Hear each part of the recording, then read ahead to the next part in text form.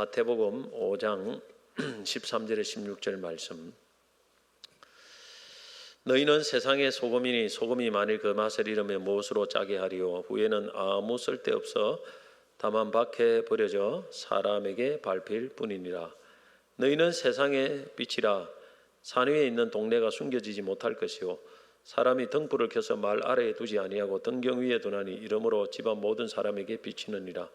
이같이 너희 빛이 사람 앞에 비치게 하여 그들로 너희 착한 행실을 보고 하늘에 계신 너희 아버지께 영광을 돌리게 하라. 아멘. 성도는 세상의 소금과 빛이다. 성도는 세상의 소금과 빛이다 라는 제목으로 하나님의 말씀 전하겠습니다. 사회적으로 이름 있는 분들, 예를 들면 고위 정치인, 유명 연예인, 유명 스포츠 스타 등과 같은 분들이 어떤 사회적 무리를 일으키거나 범죄를 저질렀을 때 매스컴에 크게 보도가 되고 국민들은 그런 사람들을 비난하고 욕을 합니다. 만약에 이런 분들이 유명인이 아니라면 매스컴에 뜨지도 않고 비난도 그렇게 당하지 않을 겁니다. 그러면 왜 이들이 다른 일반인들에 비교할 때 어떤 면에서 억울할 정도로 자기 사생활이 알려지고 비난을 당하게 될까요? 그 이유는 이들이 공인이기 때문에 그렇습니다. 공인. 그렇다면 공인은 누구입니까? 학설과 판례를 따르면 공인은 공적 존재, 공적 인물, 공직자, 유명인, 널리 알려진 사람 등 다양한 용어로 규정되고 있습니다. 법원도 이 공인에 대해서는 언론 보도가 악의적이거나 심히 잘못된 것이 아니라면 명예훼손 책임을 면제하는 경향이 강하다고 합니다. 그래서 공인은 사실은 좀 어떻게 보면 프라이버시가 약간 침해가 될 정도로 언론이 보도하고 해도 그걸 책임을 묻지 않는 거예요. 일반 공인이 아닌 사람들은 그렇게 했을 때는 책임을 법원이 이제 명예훼손 이런 것을 책임을 묻는데 공인에 대해서는 그런 것을 좀 묻지 않는다고 합니다. 그만큼 공인은 개인적인 사생활도 공적인 책임을 가지고 있다 이렇게 보는 것입니다. 이 사회가. 그런데 우리가 여기서 꼭 알아야 될 일이 있는데 예수를 믿는 성도도 일종의 공인이라는 사실입니다. 이건 잘 모르고 있어요.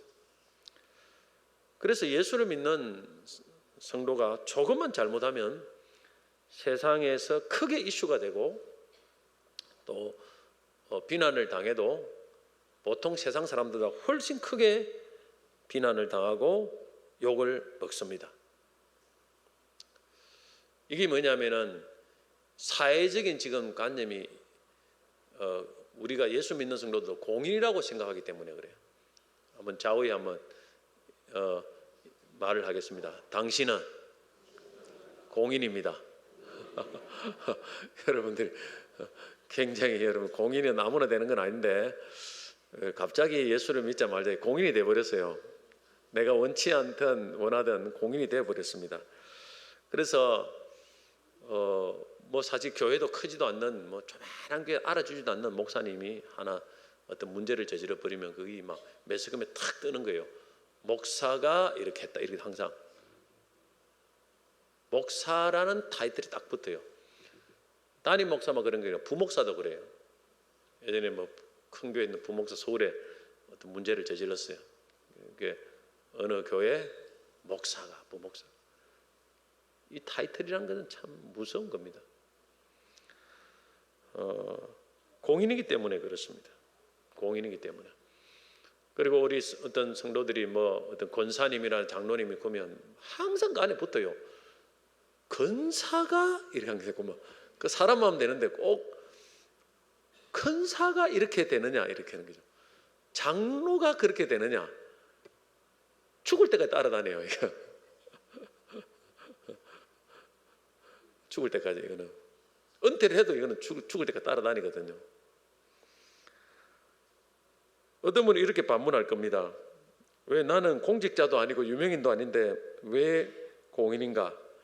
예수 믿으면 그날부터 우리는 공적 인물이 됩니다. 세상 사람들이 세상의 관념이 그렇게 우리를 공인으로 만들어 버리는 거예요. 오늘 말씀도 우리가 세상에서 공인이라는 사실을 분명하게 보여줍니다. 자, 오늘 마태복음 5장 13절에 보면 너희는 세상의 소금이니, 자, 14절에는 너희는 세상의 빛이라. 이것이 뭐냐면 바로 우리가 세상에서는 공인이라는 거예요. 공인. 아주 책임이 막중한 공적 책임을 가지는 존재가 되었다. 그런 의미입니다. 이것이 바로 우리 성도들의 정체성입니다. 정체성. 정체성, 아이덴티티라는 말은 사전적인 의미로 자기 내부에서 일관된 동일성을 유지하는 것과 다른 존재와의 관계에서 어떤 본질적인 특성을 지속적으로 공유하는 모든 것을 의미한다. 이렇게 되어 있습니다. 너무 어려워요. 무슨 말인지 여러분 이해가 잘 못할 겁니다. 쉽게 제가 설명을 하면, 쉽게 말하면 정체성이라는 것은 자신의 본질을 말합니다. 본질. 내가 누구이냐는 게 내가 누구이냐. 이것을 말하는 것이, 보여주는 것이 정체성입니다. 성도가 이 정체성을 알아야 됩니다. 자기 정체성. 내가 누군가를 알아야 돼요. 그러면 그 정체성에 맞게 내가 어떤 삶을 살아갈지는 삶의 방향이 결정납니다.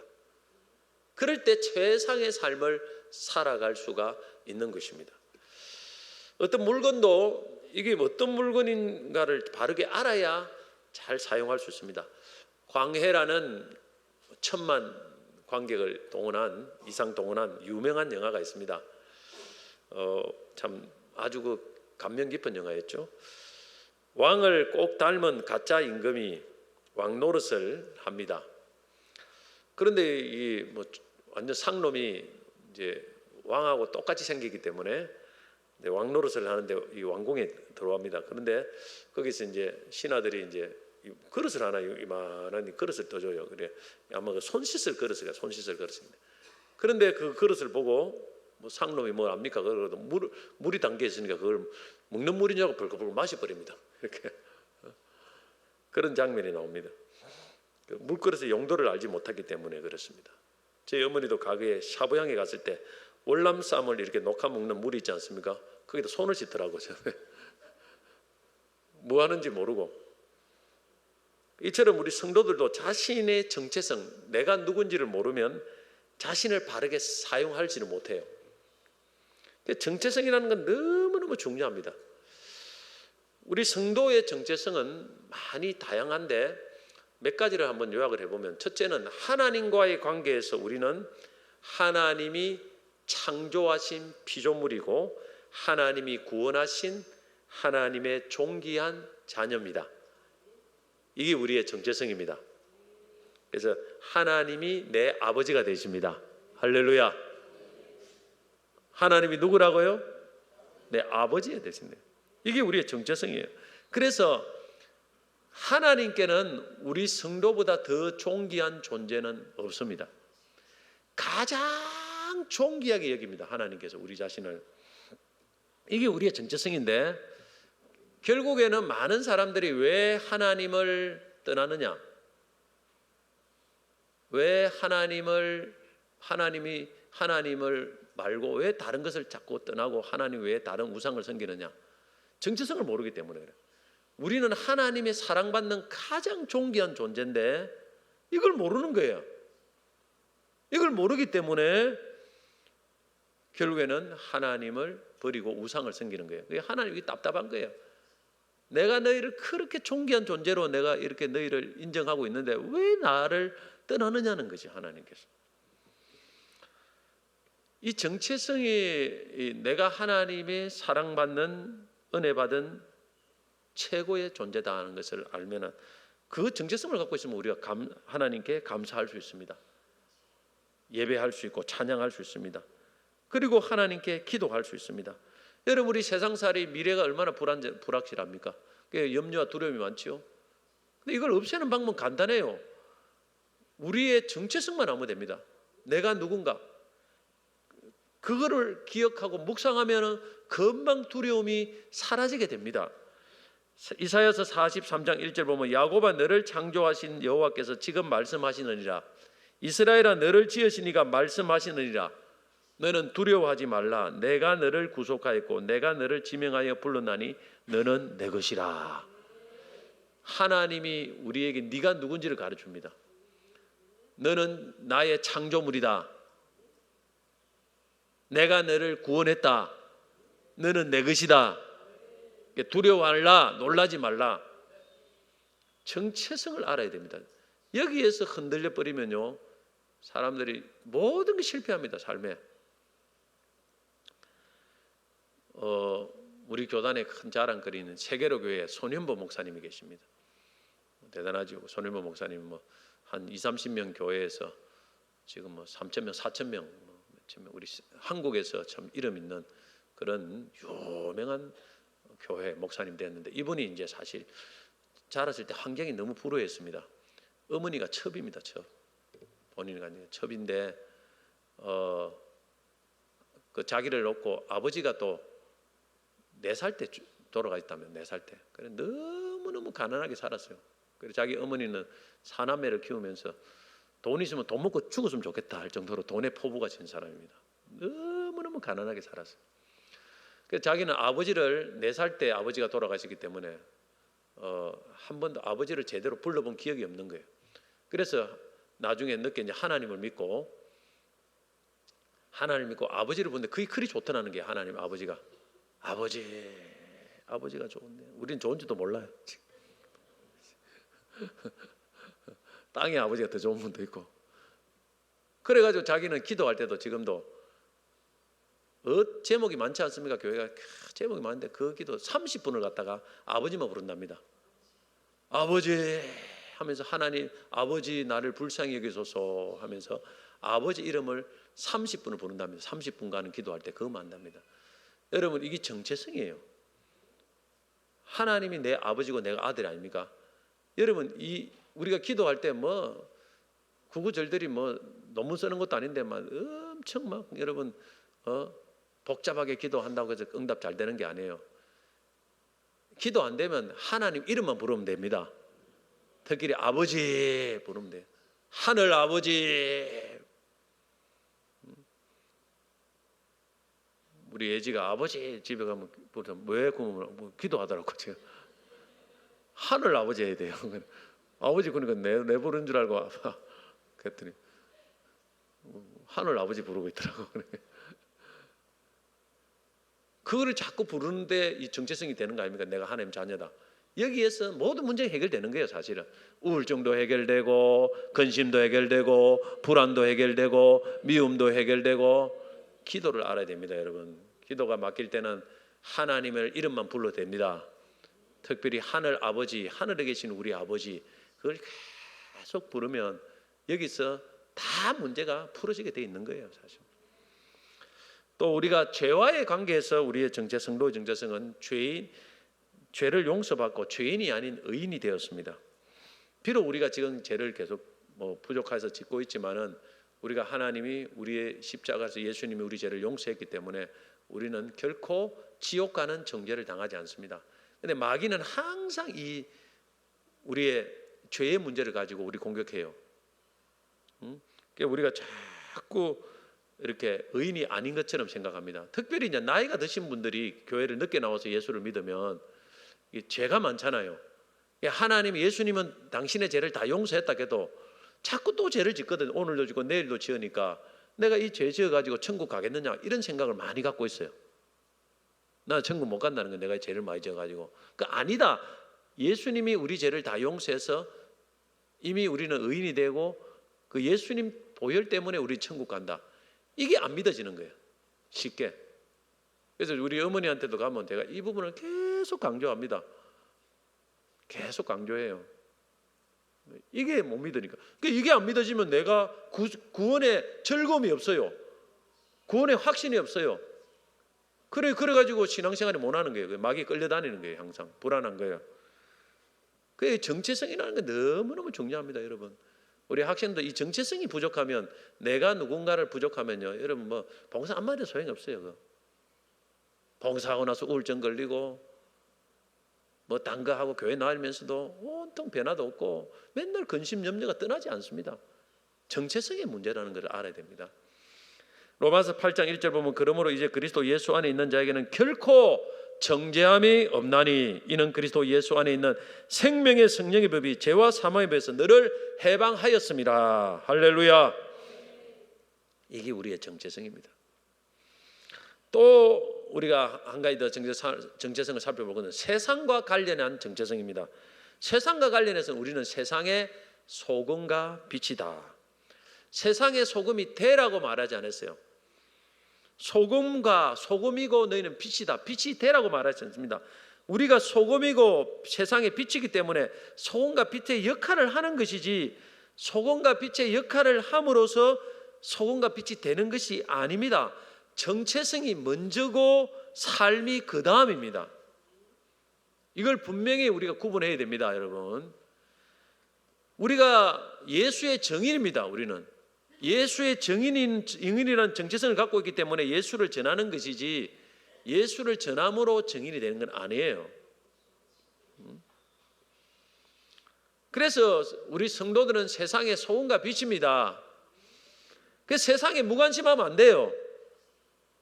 세상에 무관심하면 안 되고, 또 세상이 어찌되든 말든 나만, 내 가족만 잘 살면 된다는 그런 이기적인 사람이 되면 안 됩니다. 그거는 정체성이 부족한 거예요.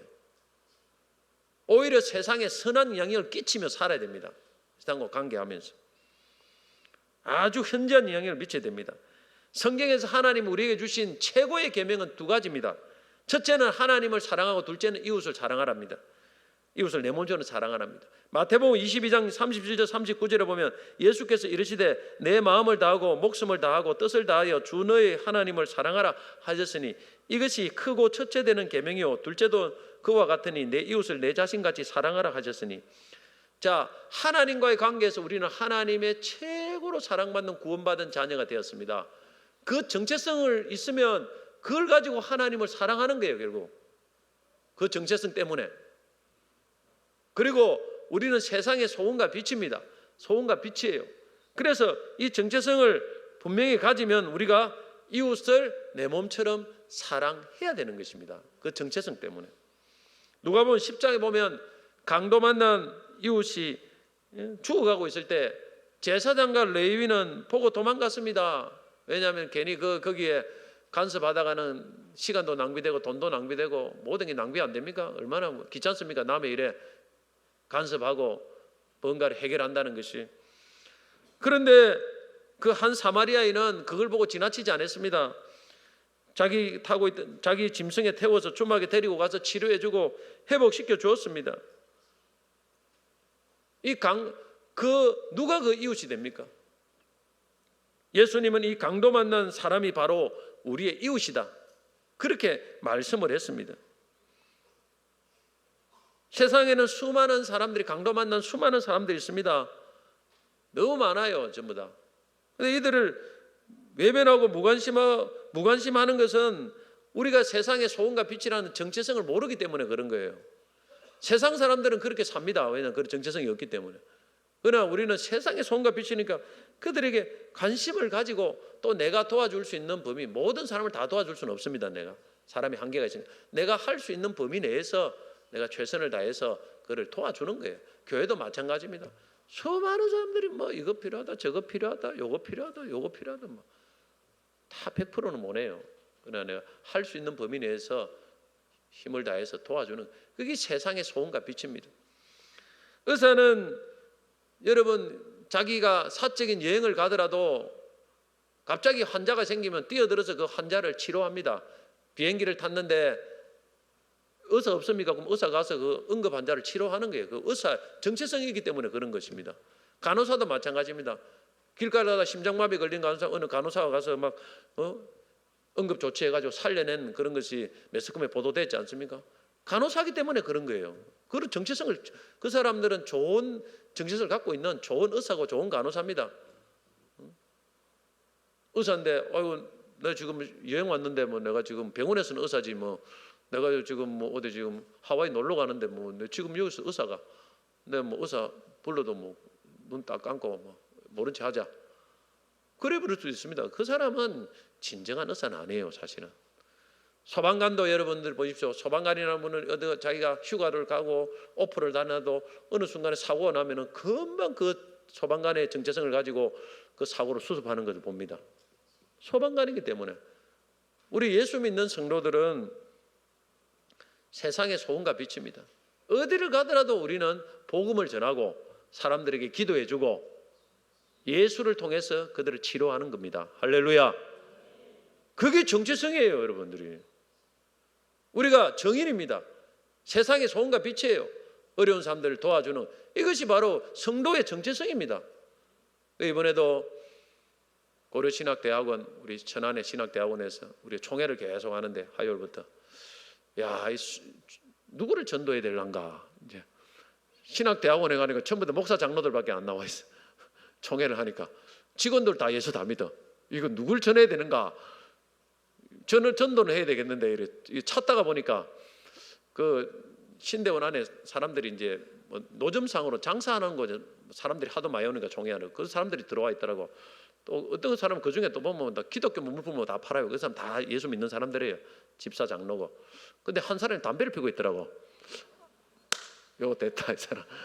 이 사람은 담배 딱 피고 있는 거 보니까 이 교회 안 다닌갑다 싶어가지고 그 사람 접근을 해가지고 전도를 했지요. 전도를 하니까 아니 다를까 지금 교회를 안 다니고 있더라고. 그리고 또 다 옆에 사람도 안 다니고.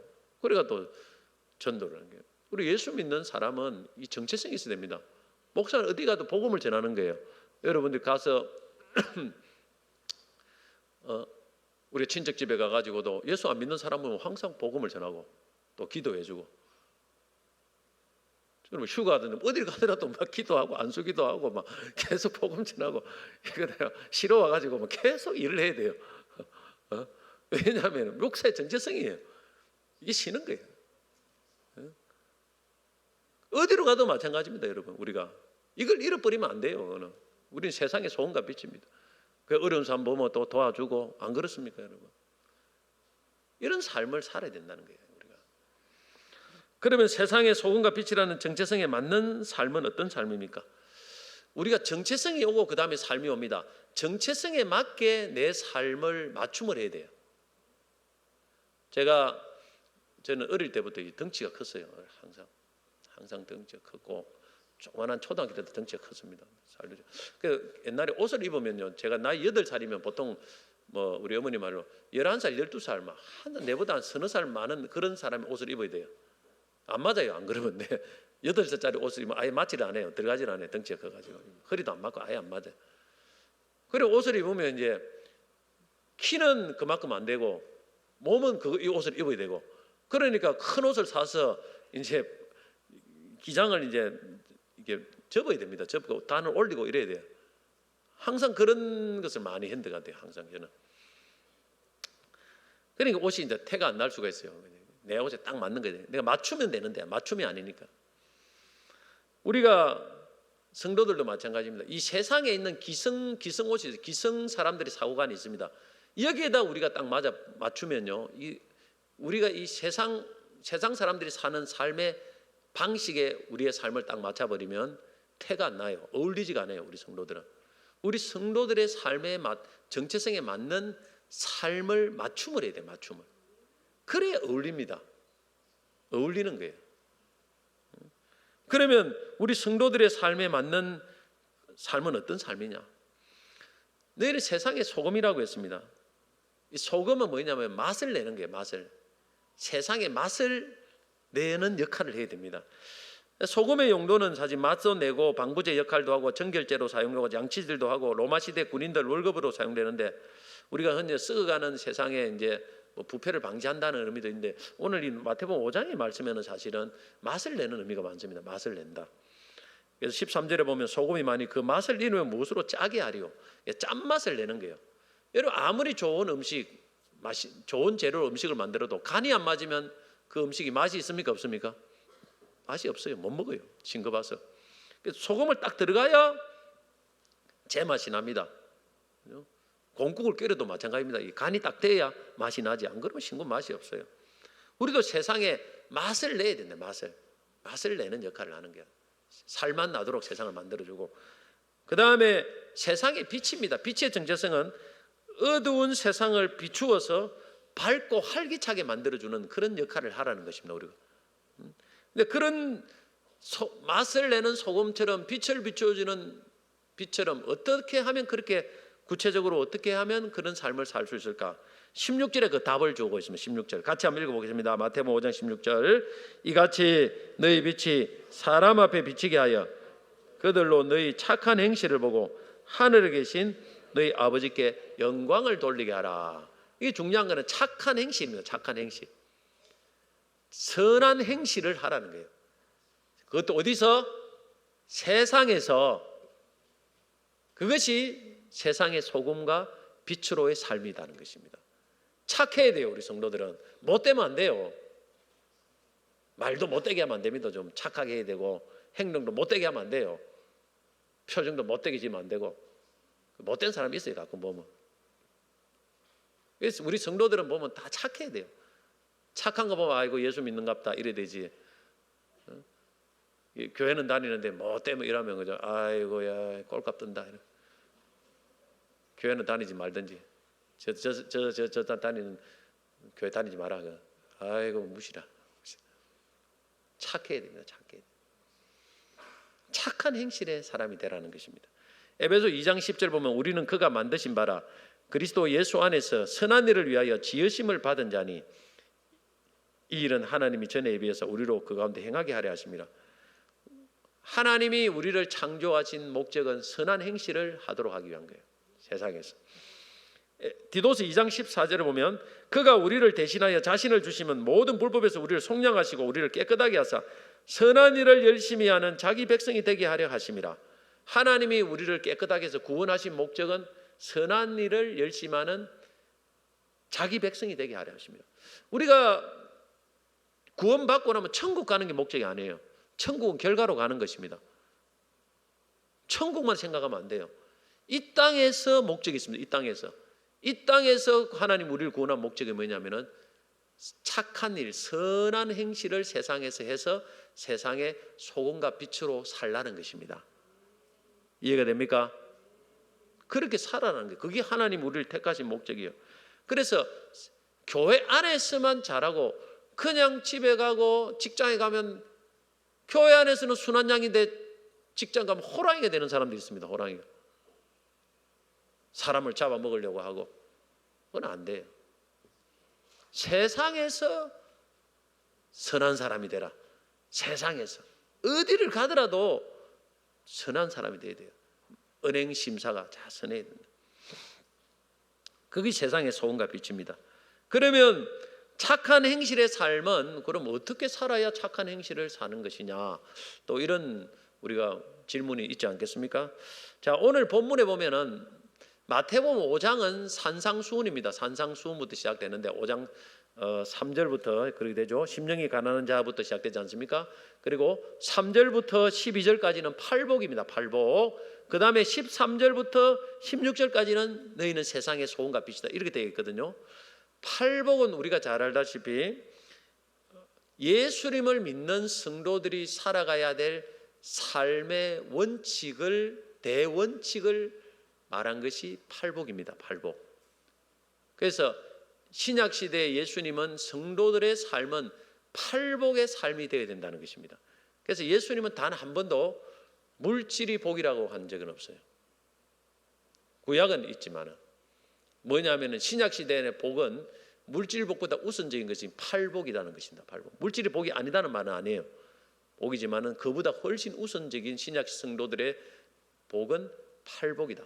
그리고 팔복은 이것이 복이고 하나님 주신 복이고, 그리고 그런 삶의 우리가 성도들이 살아가는 삶의 원칙이 팔복을 통해서 예수님은 설명합니다.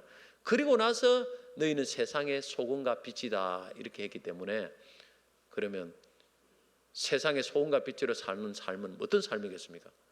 당연히 팔복의 삶을 사는 거예요. 팔복의 삶을 살면은 착한 사람이 되는 것이고, 그는 세상의 소금과 빛으로 삶을 살아가는 사람이 되는 것입니다. 여러분, 제가 주기도문을 갖고 기도를 많이 하라고 했고, 팔복의 삶을 살기 위해서 사모하면서 기도를 또 많이 하시기 바랍니다. 그러면 저절로 세상의 소금과 빛의 삶이 사라집니다. 맨날 돈 많이 벌이게 해달라고, 건강하게 해달라고 막 자꾸 이런 것만 기도하면 안 돼요. 기도할 수도 있어요, 안 하죠. 그러나 팔복의 삶이 우선이라는 것을 꼭 기억해야 됩니다. 그 뒤는 나머지는 그걸 따라오는 거예요, 그냥. 그래서 8가지 팔복이 있습니다. 심령이 가난한 자에 통하는데, 이걸 좀 축소를 시켜서 저는 이 선한 행실, 세상에서 소금과 빛으로 살아가는 선한 행실을 3가지로 축소를 시키겠습니다. 3가지를, 팔복을 3가지로 축소를 시킵니다. 자, 첫째, 겸손과 믿음의 삶입니다. 이것이 선한 행실의 삶입니다. 팔복의 처음 3절, 마태복음 5장 3절은 심령이 가난한 자는 복이 있나니 천국이 저희 것입니다. 심령이 가난한 자 복이 모든 복의 기초복이고 시작복이고, 여기서 모든 복이 시작됩니다. 심령이 가난하지 못하면 그 다음 복이 없어요. 자, 심령이 가난한 자는 뭐냐 하면은 사실 나에게 믿을 게 아무것도 없어요. 내 삶에, 내 능력, 내 의지, 내 삶에서 내가 기댈 것이 아무것도 없어요. 그래서 나를 아무것도 기댈 것이 없어요. 그래서 겸손이죠. 내게 뭔가 믿을 만한 것이 있으면 교만해집니다. 사람이 돈이 있고 실력이 있으면 교만해져요. 내게 믿을 게 하나도 없으면 겸손해집니다. 그러면 뭐가 되느냐? 여기 끝나는 게 아니에요. 내게 믿을 것이 하나도 없고 겸손하기 때문에 하나님만을 바라보고 의지하는 거예요. 이게 심령이 가난한 자의 삶입니다. 그러니까 심령이 가난하는 것은 겸손과 하나님을 바라보고 의지하는 믿음이 같이 복합된 거예요. 만약에 겸손은 한데 내가 믿을 게 없다고 하는데 하나님을 안 바라보고는 그 사람 자살합니다. 우울증 맨날 걸려요. 그건 심령이 가난한 게 아니에요. 우울한 것이. 그런데 심령이 가난하지 않고 자꾸 하나님만 바라보면 교만해질 수 있어요. 내 자신의 비참함을 모르고 자꾸 자기의 죄는 못 깨닫고 기도만 많이 하고 막 열심만 내면 이 사람은 교만해지기 쉽습니다.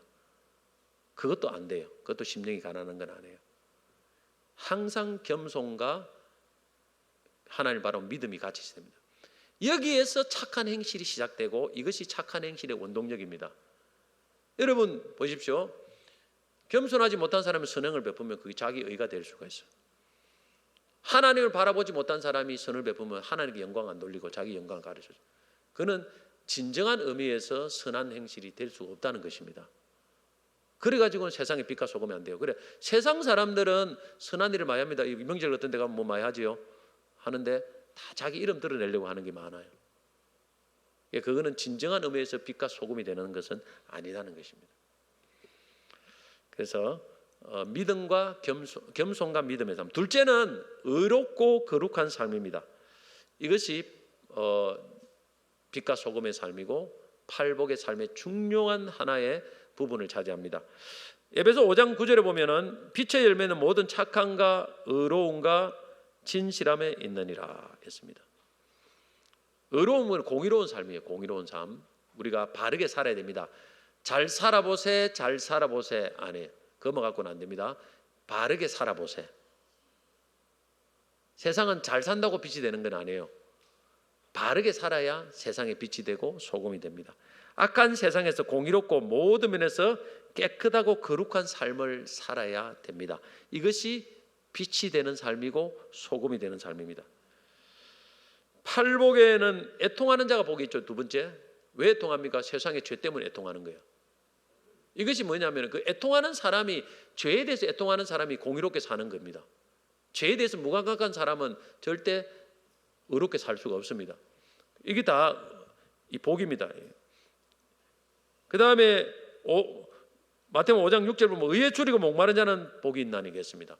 의에 추리고 목말라야 그 공의롭게 사는 것입니다. 이것이 다 공의로운 삶에 속한 복입니다. 이것이.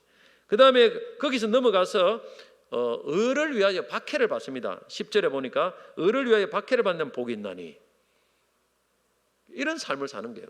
공의를 위해서 내가 다른 사람 핍박을 받아도 정직하게 바르게 사는 것이죠. 그 다음 6절에 마음이 청결한 자는 복이 있나니, 거룩하죠. 마음이죠. 마음으로부터 청결해서 의와 거룩. 그래서 세상의 빛과 소금으로 사는 삶은 늘 이 세상의 공의에 애통하고 공의 때문에 목마르고 공의를 행하기 위해서 또 자기의 손해를 감수하고 그렇게 살아갈 때 그 사람이 빛이 되고 소금이 되는 것입니다. 오늘 많은 여러분 성도, 그중에 또 목회자들과 중직자들, 거룩하지 못한 행실, 공의롭지 못한 삶, 불법적인 삶으로 얼마나 세상에 지탄을 받고 있습니까? 세상 사람들은, 성도들이 자신과 다르게, 교회인들은 자기들과 다르게 살 것을 기대를 합니다. 그렇게 기대를 하다가 가까이 가보면 똑같거든요. 똑같은 거예요. 말도 똑같고 생각하는 건 똑같고, 그리고 실망을 하는 거죠. 그 실망을 하고 실망을 넘어서 비난을 하고 욕을 합니다. 그리고 그 교회를 안 오는 거예요.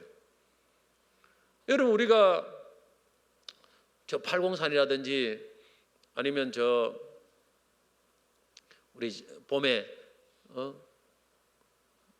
문경세제 같은데 왜 갑니까? 그게 왜 가요? 우리가 지금 살고 있는 거 다르기 때문에 가는 거 아닙니까? 거기 가면은 공기도 시원하고 좋고 맑고 풍경도 좋고 눈도 시원하고 다르기 때문에 가는 거예요. 다르기 때문에. 돈을 들이가 멀리 가서 거기서 맨발도 걷고 바람도 쉬고, 같으면 왜 가겠습니까? 그 돈을 들고 여기 있지만 가만히 있지. 왜 그 멀리 가겠습니까? 왜 사람들이 교회에 오느냐는 거죠. 왔을 때 다르기 때문에 이 다른 것을 보여줘야 된다는 거예요. 똑같으면 왜 오겠습니까? 사람들이 교회인데 생각도 다르고 말도 다르고 삶도 다르구나. 그게 신선하다는 거예요. 너무 신선하고 너무 좋다는 거예요. 그걸 보여줘야 된다는 거예요, 세상에서. 그래서 그런 사람들을 섞여서 성도들이 살아갈 때 그걸 보면서 사람들이 희망을 품는 거죠. 저 사람 믿는 예수를 내도 믿어봐야 되겠다. 당장은 못 해도 그 사람들이 그렇게 생각하고 존경을 하는 거죠. 제가 많은 전도를 하면서 이 동네도 많은 사람들을 만나봅니다. 가장 전도하기 힘든 사람이 어떤 부류의 사람인지 압니까? 옛날에 교회를 다녔는데 교회에 갔더니 어느 누구에게 어느 특별히 중직자가 걸리면 더 그래요. 목사님이 걸린다든지 그러면 상처를 너무 받았다. 그래서 교회를 떠났는데 지금까지 교회를 안 간다. 이런 사람이 제일 전도하기 힘들어요. 말을 못 하겠어요. 그 사람들. 내가 다 안다는 거예요. 아는데 그걸 뭐냐면 거기에 걸린 사람은 성도 한 사람을 실족시킨 죄를 지은 사람입니다. 그 사람. 여러분, 성경에서 실족시키는 죄라는 것은 너무나 무섭습니다. 연자맷돌을 목에 매어서 바다 물속에 깊이 빠뜨리는 게 낫다 해서 실족시키는 죄보다 그만큼 무거운 죄가 실족시키는 죄입니다. 여러분, 우리가 교회 내에도 여러분 보십시오. 안에서 들어오는 새 가족들에게 절대 여러분 실족시키면 안 됩니다. 우리의 말로 실족시키고 눈빛으로 실족시키고 눈 흘리고 이러다 안 돼요. 말 한마디 잘못하면 그 사람이 교회 떠나서 영영 교회를 안 올 수도 있습니다. 얼마나 무서운지 몰라요. 그리고 여러분들이 내 주변에 가족들하고 있는 사람 중에 내가 한마디로 잘못 행동을 해가지고 그것 때문에 그 사람이 교회를 안 올 수도 있습니다. 저 사람 때문에. 내 저 사람 보니까 내 교회를 못 가겠다. 그러면 얼마나 큰 죄를 짓는지 몰라요. 바르게 살아야 됩니다. 바르게 살아야 돼요. 잘 사는 게 중요 아닙니다. 돈 많다고 뻐기면서 베풀지도 않고 뻐기면 제일 보기 싫은 사람은 그런 사람이에요. 차라리 없으면 없어서 그렇다 싶은데 가서 없으면 베풀어야 돼. 친척들은 어려운 사람이 좀 베풀고 성도들 베풀고 이웃 사람에게도 베풀고 그래야 사람들이 좋아할 거 아닙니까? 바르게 살아야 됩니다. 의롭고 정직하게. 그 다음에 세 번째 어떤 삶을 살아야 되느냐면은 팔복의 세 번째 부류는 사랑과 섬김의 삶입니다. 팔복에 보면 온유한 자는 복이 있나겠습니다. 두 번, 온유한 자. 여러분 온유, 사랑의 특성 중에 하나가 온유입니다. 사랑은 언제나 온유하고 했죠. 우리가 온유하지 못하는 것은 사랑이 없기 때문에 그럴 수 있다고 봅니다. 사랑이 없으면 사나워요. 사랑이 많으면, 내가 좋아하는 사람은 그냥 부드러워요. 내가 평상시에 안 좋아하는 사람이 잘못하면 막 오늘 막 한번 건수 걸렸다 싶어가 뿌리를 뽑으려고 합니다. 그게 사랑이 없어 그런 게. 온유한 자는 사랑이 많은 자입니다. 한마디로. 그 다음에 그 7절에 보면 마태복음 5장 7절 긍휼히 여긴 자 복이 있는데, 이 긍휼이 사랑입니다. 긍휼. 남의 죄도 용서하고 긍휼히 여길 수 있어야 됩니다. 이 사랑입니다. 그 다음에 팔복에 보면 화평케 하는 자는 복이 있다는 9절이죠. 이것도 사랑이에요. 사랑이 있으면 좀 껄끄러운 사람하고 화평을 자꾸 합니다. 싸우지도 않아요. 사랑이 없는 세상에서 온유와 긍휼과 화평케 하는 자로 살아가야 됩니다. 그러면 빛이 되고 소금이 됩니다. 세상 사람들은 긍휼이 잘 없어요. 사납습니다. 조금만 틀어지면 그냥 막 원수처럼 지내요. 그래서 뭐 미청에서 명절날 여러분들이 층간소음 조심하세요. 뭐 칼도 두고 내려오고 막 그럽니다. 뭐 조심해야 돼요. 뭐 차 사고 나오면 뭐 트렁크 열어가지고 뭐 이상한 거 들고 나오고 그래요. 사람들. 이 사람이 이 시대가 사랑이 없는 시대예요. 사랑이 없는 시대이기 때문에 별것도 아닌 문제 갖고 좀 참아주고 이해해주면 되는데, 그런 시대에 여러분 사랑을 다 베풀고 참아주고 온유하고 이해하고 해보세요. 얼마나 빛이 드러나겠습니까? 제가 한 달에 한 번 극동방송에 가서 생방송을 진행합니다. 생방송입니다. 목요일 성도들의 기도, 중보 기도를 듣고 때로는 상담을 해주고 기도해주는 프로그램입니다. 요 근래 한 성도가 기도 요청을 해왔습니다. 이제 문자를 보냅니다. 사연은 이런 사연을 보내왔어요. 제가 그대로 읽어주겠습니다. 안녕하세요. 오랜만에 기도 제목 보냅니다. 남편과 대화 안 한 지 40일이 넘어갑니다. 딱 이렇게 되어왔어요. 본인이 소중한 나를 가족들이 몰라줘서 서운한 마음을 넘어서 본인이 우리 가정에 있어서 존재감이 없고 하찮은 존재라 여겨서 점점 더 그 생각에서 벗어나지 못하는 것 같습니다. 마귀의 방해도 너무나 있는 것 같아 매일 선포기도 합니다. 이 시간 함께 기도해 주시고 가정이 회복되도록 너무나 간절히 소망합니다. 딱 이 문자 그대로 보내왔어요. 이 남편은 교회 안 다니는 분이에요. 근데 40일 동안 남편과 대화를 한마디도 안 한다는 거예요. 남편이 완전히 틀어졌어요. 왜냐하면 가정에 오니까 남편이 존재감이 없는 거예요. 아마 그 아내, 교회 다니는 아내와 자식들이 똘똘 뭉쳐서 남편을 소외시키는 것 같아요. 남자가 불만이 있으면 일단 침묵합니다. 여자들은 수다를 떨어 풀지만은 남자들은 일단 말을 안 해요. 그게 남자의 특징이고, 그 다음에 돈 있는 남자는 돈을 안 씁니다. 돈을 안 줘요. 있어도 안 줍니다. 불만이 있으면 그래요. 그게 남자의 특징이고, 세 번째, 남자들이 늦게 들어옵니다. 말하기 싫다는 거죠. 근데 이 가정은 불신 남편이에요. 불신 남편. 이 전도 되겠습니까? 이래갖고는 절대 안 돼요. 어떻게 기도만 되겠습니까? 그 남편이 마귀가 있다고 마귀의 어떤 것을 이렇게 선포기도를 하는데 제가 권면을 했습니다. 손편지를 써라. 손편지를 써서 있으면 돼. 그때 제 기획을 가족들도 있으면 자녀들도 다 같이 쓰라 했는 것 같아요. 손편지를 써서 남편에 줘라. 표현을 해라. 마음을 풀으라 했어요. 이 마귀가 들어갔으니 물론 마귀에 들어갈 수 있습니다. 이 사단아 떠나가라. 이 더러운 마귀에 떠나가라. 그렇게 할 수도 있지만은 그래 40일 넘어버렸어요. 사랑이 부족한 거예요. 전도를 하려면 남편 전도하려면 사랑으로 대해야 될 거 아닙니까? 근데 편지 쓰라 했어요. 편지 써가지고 좀 풀으라 했어요. 어찌 됐는지는 모르겠어요. 지금 그렇게 했는지. 여러분, 안 믿는 가족에게 잔소리하고 공격한다고 해서 되는 게 아닙니다. 사랑으로 마음을 녹여야 돼요. 사랑으로 마음을 녹여. 간절히 기도도 해야 되지만 사랑으로 마음을 녹여야 됩니다. 불신 가족들은 믿는 성도들의 약점을 공격합니다. 교회 다니면서 너 왜 그러냐? 그래도 맞붙어 싸우면 안 돼요. 사랑으로 긍휼히 여기고 말로 해도 온유하게 하고 최대한 화평을 도모해야 됩니다. 여러분, 불신자들 전도할 때 딱 한 번 실수하면 끝이에요. 두 번의 실수가 용납이 안 됩니다. 믿는 가족들에도 한 번 딱 실수하면요 상당 기간 전도 입을 못 댑니다. 교회 가자는 말 못 해요. 저는 믿는 사람 안 믿는 사람하고 많이 하니까 단 한 번도 실수를 허용하면 안 돼요. 그 사람의 상처를 주는 말을 한다든지 잘못 행동 단 한 번도 허용하면 안 됩니다. 그러면 끝입니다. 얼마나 여러분들이 조심해서 살아야 되겠습니까? 사랑이 없이는 전도가 안 됩니다. 그래서 마귀가 틈을 벌려놓기 때문에 그렇습니다. 우리가 이 명절때 이웃들을 좀 나눌 줄 알아야 돼요. 사랑은 나누는 것입니다. 섬기는 것이에요. 좋은 거 있으면 나눠야 돼. 혼자만 누리면 안 됩니다. 불신 가족들도 어려운 사람이 자꾸 나눌 줄 알아야 돼요. 돈 가지고 천국 갖고 갈 것도 아닌데 말아 짊어지고 있다가 한 사람도 전도도 못하고 돈 가지고 조금만 나눠도요 많은 영혼들을 살릴 수 있습니다. 우리가 너무 이기적으로 살면 안 됩니다. 욕심 부리고 살면 안 돼요. 장사하는 분들에게 전도를 할 때도 장사 품을 팔아줘야 되죠. 내가 뭐 사기 싫어도 팔아줘야 돼요. 그럼 팔아주면 좋아합니다. 장사하는 분은 제일 좋아하는 것이 팔아주는 거 아닙니까? 그러면 친구가 돼요. 친구가 되고 같이 이야기가 따뜻한 말을 해주고 뭐 힘들지에 이렇게 이야기하면서 뭐 경기가 참 힘들죠. 다 좋아요. 그 섬겨주는 거 아닙니까?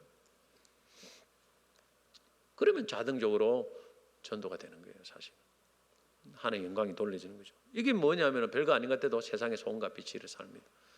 주변에 많은 사람들 아는 사람이 있으면 자꾸 뭐 항상 빈손 가면 안 돼요. 뭐든지 들고 가고 조그마한 거 들고 가고 이렇게 해줘야 돼요. 뭐 하다 보면 그 사람들 내한테 선물을 줘요. 교회는 안 나오는데 선물 줍니다. 막 김도 하나 주고 뭐 선물 주고 어떤 데는 세탁비도 공짜로 해주고 막 그래요. 친구가 다 됐어요. 굉장히 가까운 사이가 돼버린 거예요. 그 사람들 친구. 그런 사람들이 많아요. 사실 교회는 안 나올지라도 마찬가지입니다. 어느 날 유명한 전도자 무디 선생님이 제자들과 함께 전도하러 밖에 갔습니다. 일주일 동안 다니면서 한 번도 사람들에게 예수 믿으라는 말을 안 했습니다. 그러나 다음 주일날 예배당이 가득 찼습니다.